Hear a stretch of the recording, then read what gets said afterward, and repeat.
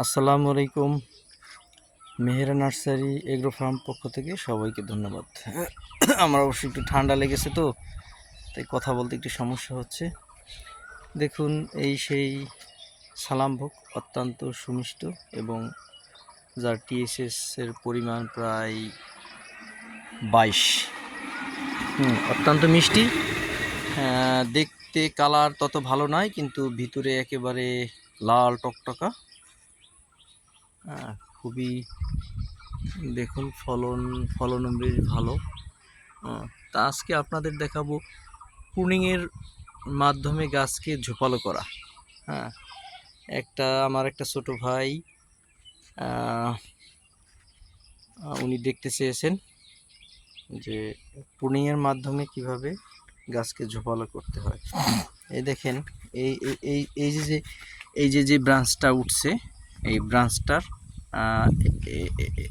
এই যে দেখেন ব্রাঞ্চ, হ্যাঁ, এটা দেখেন মাথা, এই যে মাথা।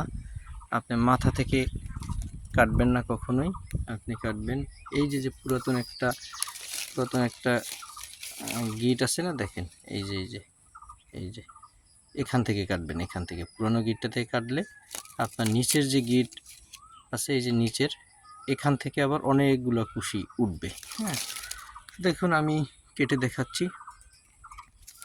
এই দেখুন, হ্যাঁ দেখুন, এখন এখান থেকে যে ওই ছোট ছোট ব্রাঞ্চ দেখা যায়, এখান থেকে অনেকগুলো জন্ম নিবে। হ্যাঁ, 3-4টা শাখা প্রশাখা উঠবে। এই দেখেন আমি কেটে দিচ্ছি।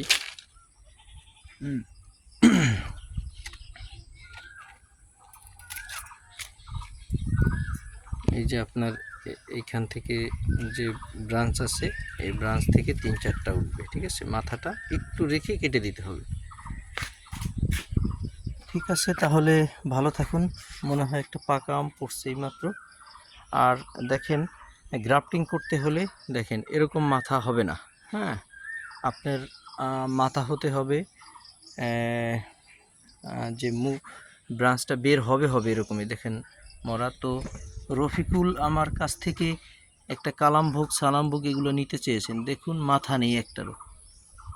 তা আমি কিভাবে যে গ্রাফটিং করি এখন, তাই চিন্তা করতেছি। আচ্ছা, দেখা যাক, একটা বোধহয় পাওয়া গেছে, ওটা দিয়ে আমি করে নিব। ঠিক আছে, আসসালামু আলাইকুম, সবাই ভালো থাকবেন, আল্লাহ হাফেজ।